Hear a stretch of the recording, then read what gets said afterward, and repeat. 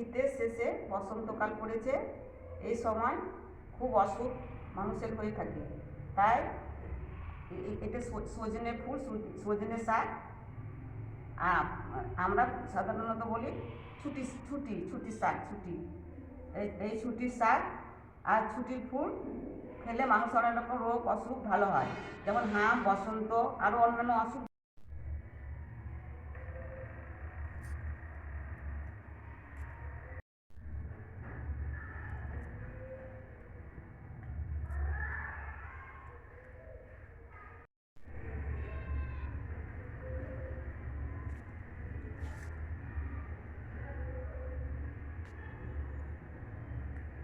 এই দেখুন ছোট ছোট ছুটি ধরেছে, ছোট ছোট কচি কচি। এর মধ্যে কটা মটরশুঁটি ছাড়িয়ে দেবো, খেতে খুব ভালো লাগবে।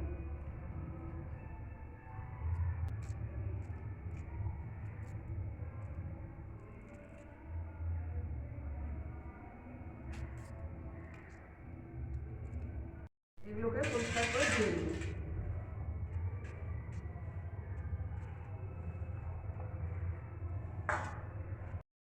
এবার আমি এগুলোকে তুলে নেব।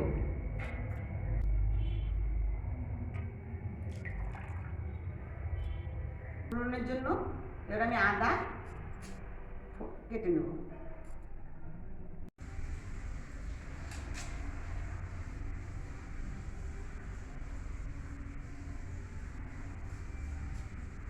ক্যাপসিকামটাকে আমি টুকরো টুকরো কেটে নেব।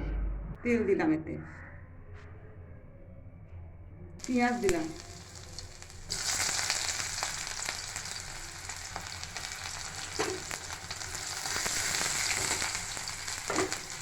ক্যাপসিকাম দিলাম,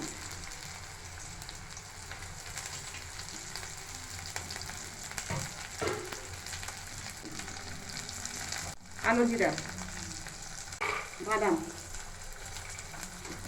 নাড়তে থাকবো আস্তে আস্তে, ব্রাউন কালার করে নেবো, বাদামি করে নেবো। আর ছুটির ফুলগুলো দিয়ে দিই।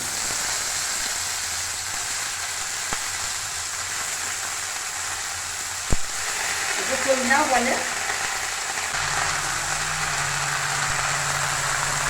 একটু জল দেবো, এবার ঢেকে দেবো। দেখে নাই কেমন অবস্থায় আছে। এর মধ্যে একটু খাবার সোডা দিয়ে দেবো, ঢাকা দিয়ে দেবো। এবার হয়ে গেছে, এটা এবার নামিয়ে দেবো আমি। ভাজা হয়ে গেছে, দেখুন কত সুন্দর হয়েছে, সিদ্ধ হয়েছে ভালো।